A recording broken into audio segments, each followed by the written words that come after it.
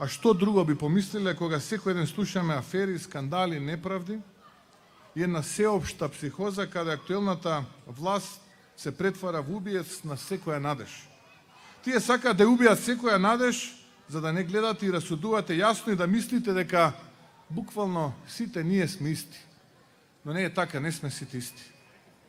Сето ова е надополнето со една кампања на релативизирање.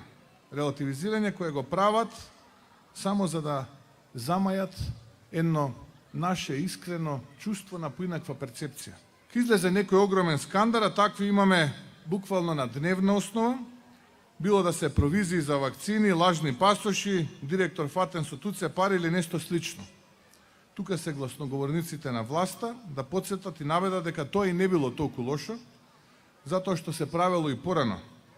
А тоа што било порано, како по дефиниција, го опишуваат како најлошо.